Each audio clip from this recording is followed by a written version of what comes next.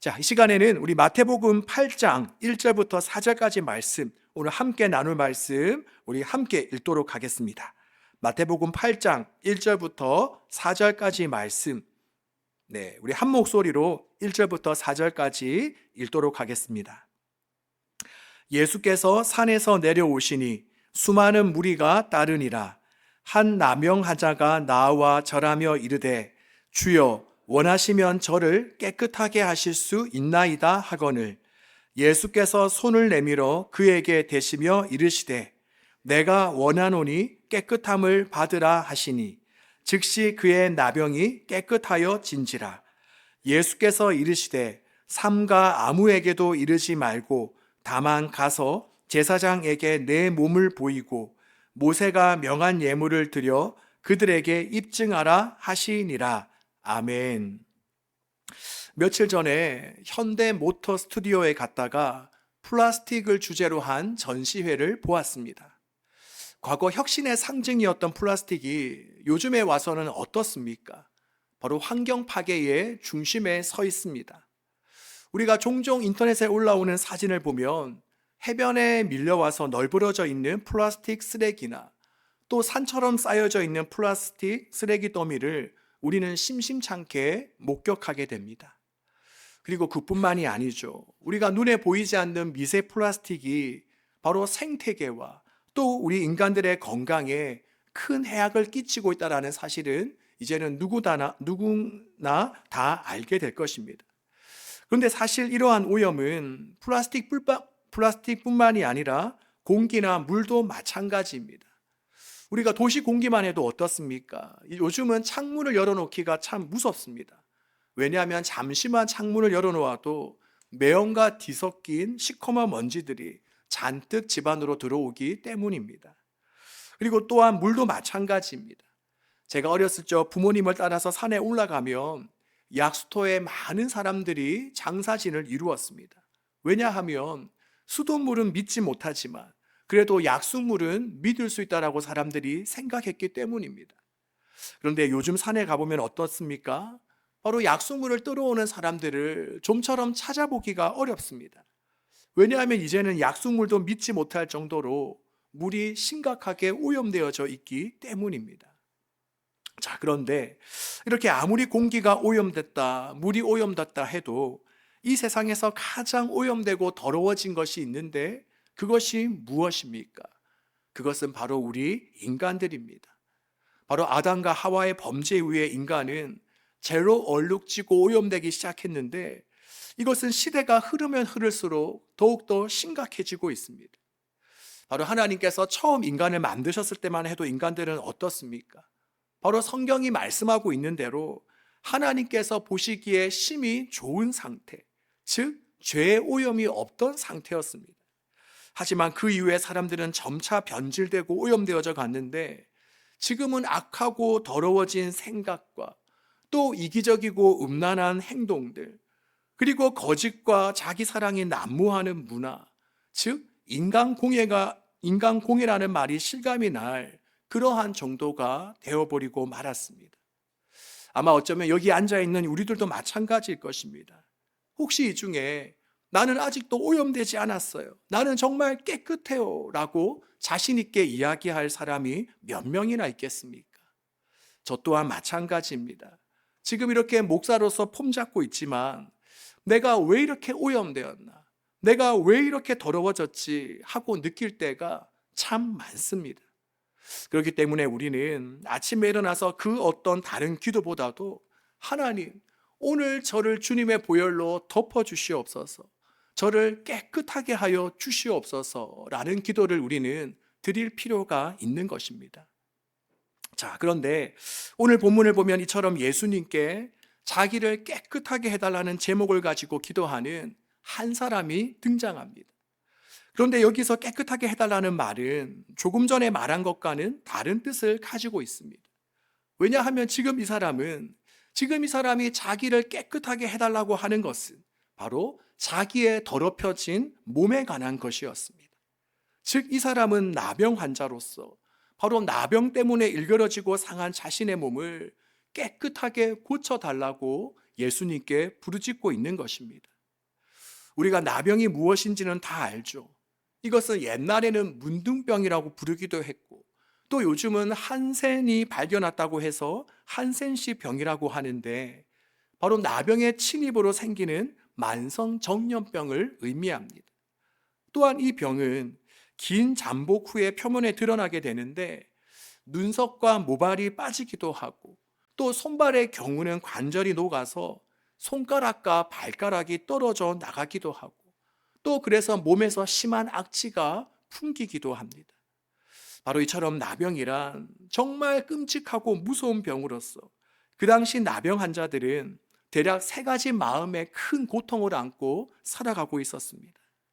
먼저 첫 번째로 나병 환자들이 가졌던 가장 심각한 마음의 고통은 바로 절망감이었습니다. 자, 무엇이라고요?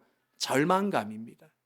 우리가 맹장염에 걸려서 병원에서 수술을 받고 입원을 했다고 해서 우리가 절망감에 빠지지는 않습니다.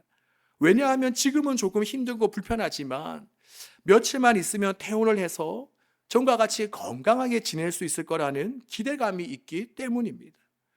하지만 암 말기쯤 되면 어떻습니까? 몸이 안 좋아서 병원에 갔는데 의사 선생님이 암 말기입니다 라고 하면 우리는 어떻겠습니까? 마음에 절망감이 찾아옵니다. 아마도 이제는 모든 것이 끝났다라는 생각에 모든 소망과 의욕이 끊어질지도 모릅니다. 바로 이와 마찬가지로 당시 나병은 아무리 애를 쓰고 또한 아무리 노력을 해도 고칠 수 없는 병이었습니다. 그래서 당시 유대 랍비들은 이 나병 환자를 고치는 것은 죽은 자를 살리는 것보다 더 힘든 일이다라고 이야기를 하기도 했습니다. 그러기에 나병 환자들은 절망할 수밖에 없는 것입니다. 내가 아무리 노력해도, 내가 아무리 애를 써도 내 인생은 끝났구나. 바로 이와 같은 생각으로 하루하루 절망감을 안고 살아갈 수밖에 없었습니다. 자, 그리고 두 번째로 나병 환자가 가졌던 마음의 고통은 무엇이냐? 바로 그것은 수치심이었습니다. 나병은 우리나라에서도 천형이라고 해서 하늘이 내려준 형벌이라는 오해를 받기도 하였는데, 이것은 당시 이스라엘 유대 백성들도 마찬가지였습니다. 나병은 히브리어로 때려 눕히다 라는 뜻을 가지고 있는데, 바로 유대인들에게 있어서 이 나병은 하나님이 때리시는, 하나님이 치시는 심판의 병으로 생각했습니다. 즉, 이 병은 하나님의 저주를 받아 생긴 병이라는 사회적인 인식이 자리 잡고 있었던 것입니다. 자, 그리고 세 번째로 이들의 고통은 바로 고독입니다. 고독. 당시 나병으로 진단받으면 그들은 부정하다, 부정하다라고 외치며 자신이 나병에 걸렸음을 사람들에게 알려야 했고, 또 나을 때까지는 사람들과 격리되어서 집 밖에서 살아야만 했습니다. 그러다가 만약에 이 병이 낫지 않으면 그들은 평생 집 밖에서 격리된 채 비참하게 살다가 죽기도 했습니다. 그러니 사랑하는 가족은 물론이고 친구들, 지금껏 자신이 알아왔던 모든 사람들과 그는 결별해야 했습니다. 만약에 나병 환자들이 일반인이 사는 시내로 나오면 누구든지 그 나병 환자를 목격하는 순간 누구든지 돌을 들어서 그 나병 환자를 쳐 죽여도 그것은 당시의 살인에 해당되지 않았습니다.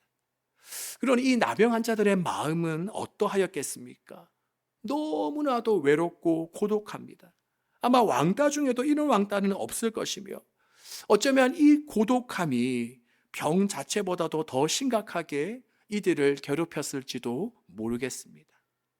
자, 그런데 여러분, 왜 제가 이렇게 오늘 이렇게 길게 나병에 대해 설명했는지 아십니까? 그것은 바로 어쩌면 오늘 이 시대를 살아가고 있는 수많은 현대인들이 이 영적인 나병에 걸린 상태와도 같기 때문입니다. 바로 우리의 겉은 너무나도 깨끗하지만 우리의 속은 영적인 나병에 걸려서 바로 나병 환자들이 가지고 있었던 그 마음의 고통을 그대로 떠안고 살아가는 사람들이 참 많습니다. 오늘날 수많은 현대인들은 절망감 때문에 좌절하고 넘어집니다. 이런 집구석에서 태어나 내가 무슨 큰일을 할 수 있겠어? 나처럼 생겨서 무엇을 할 수 있겠어? 내 머리로는, 내 실력으로는, 내가 가진 학벌로는 나는 절대 성공할 수 없어. 더 이상 나에게는 길이 보이지 않아.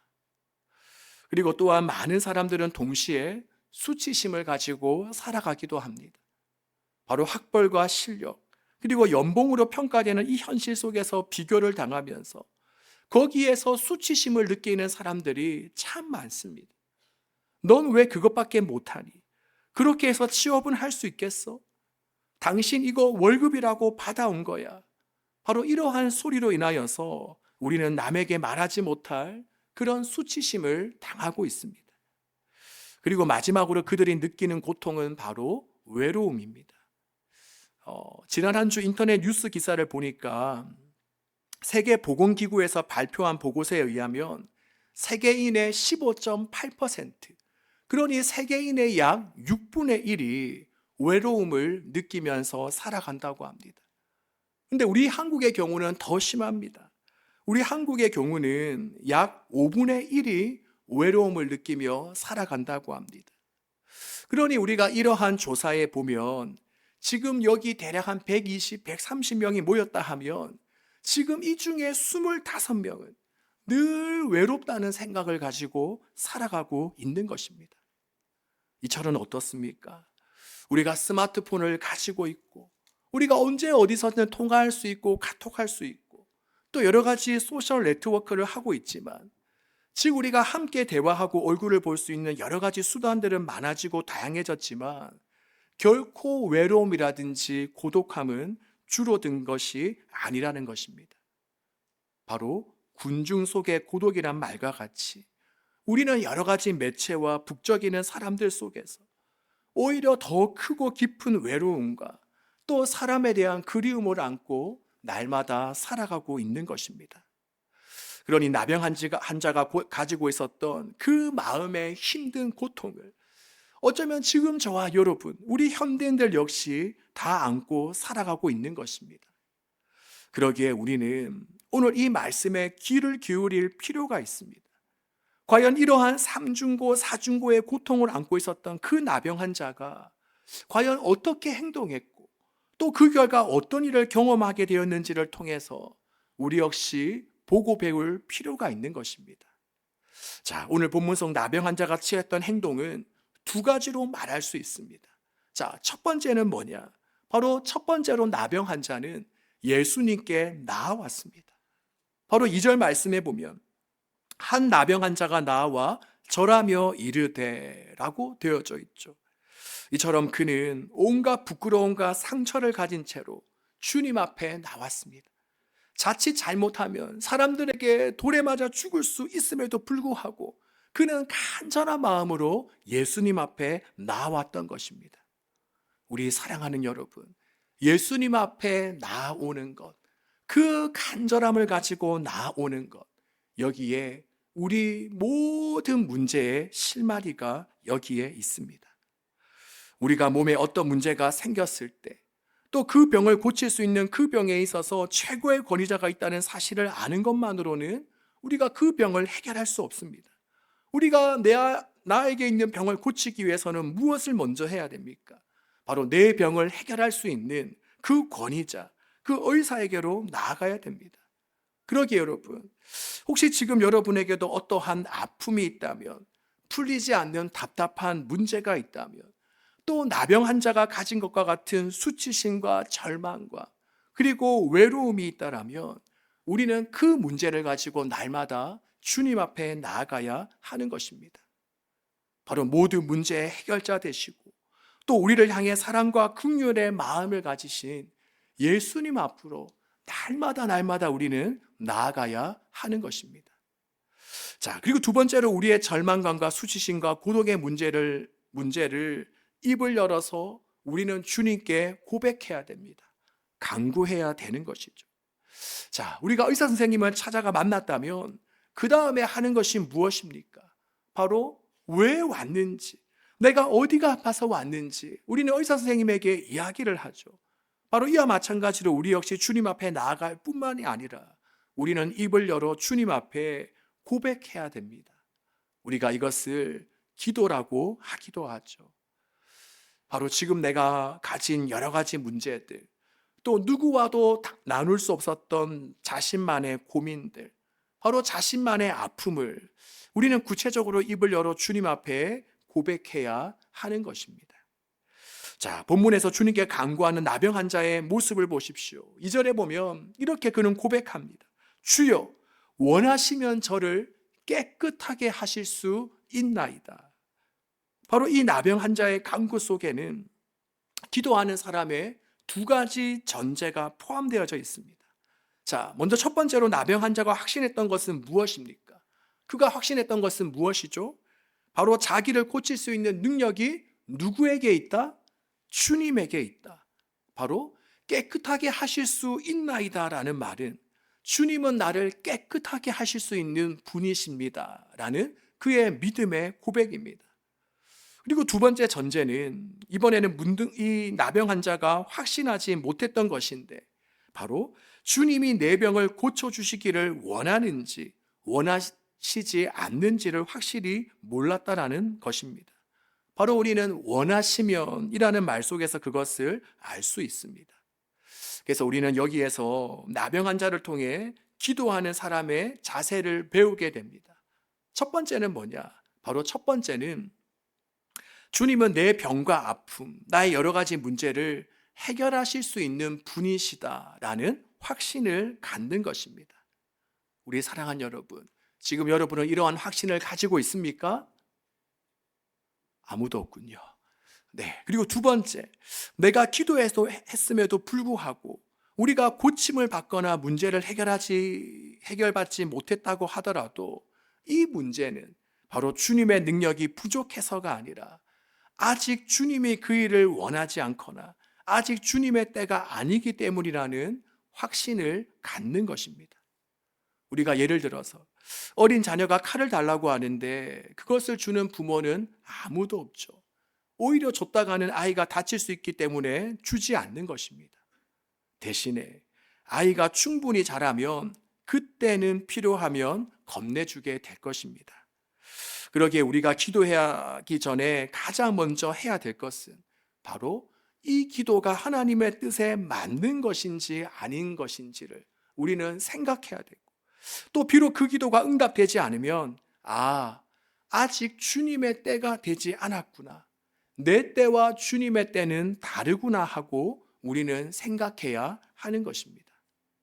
우리 사랑하는 여러분, 여러분의 마음속에 때때로 참 답답하고 응어리진 것들이 많이 있을 거라고 생각합니다.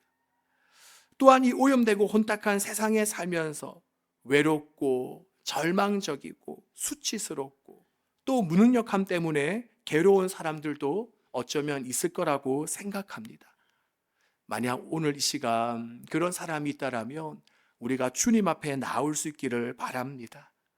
그리고 지금 여러분이 가지고 있는 그 모든 아픔과 고민과 고통을 다 고백할 수 있기를 바랍니다. 우리 하나님은 전능하신 분이십니다.